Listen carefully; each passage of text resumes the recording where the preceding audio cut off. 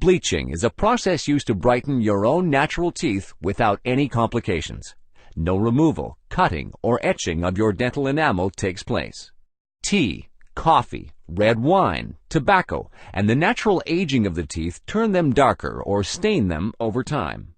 A professional brightening is performed with the aid of active oxygen, which decolorizes the distracting color pigments present in the tooth.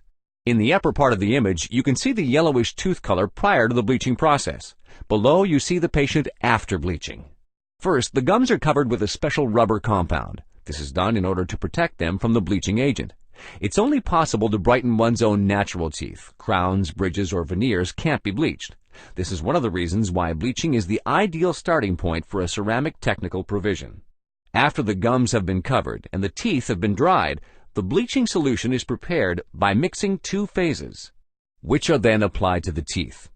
Before the bleaching process is started, it's imperative that the dentist perform a check of the teeth and fillings, and, if necessary, a replacement of the fillings or a professional cleaning. After the appropriate exposure time, the bleaching solution is removed and the teeth are rinsed with water. At this time, the gum protection is removed as well. A professional tooth bleaching may be performed safely every 2 years. Your teeth are just as individual as you are.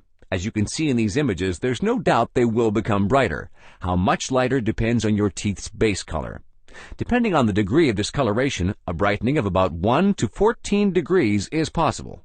The result usually lasts for 1 to 3 years or longer, depending on your own good dental care, as well as regular professional oral hygiene.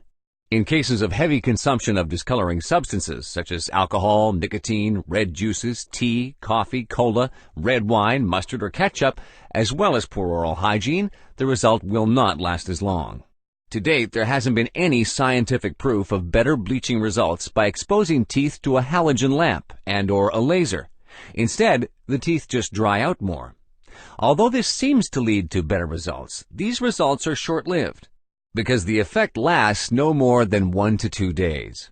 However, the disadvantage of the lamps is that the teeth could be damaged due to the drying, which is why lamps or lasers are not recommended for use today. The risks of bleaching are insignificant at best. Nevertheless, complications may occur in individual cases, possibly requiring additional measures. And for every additional measure, there may in turn be further complications, which may even lead to the loss of a tooth in the course of treatment. At this point in our discussion, we will only deal with the specific complications encountered in bleaching. These complications are, for instance, sensitive tooth necks, for example in the case of a careless application of the bleaching substance. Toothache, perhaps in the case of leaky fillings. Spotty teeth, which could result from the incomplete covering of the tooth with the bleaching gel.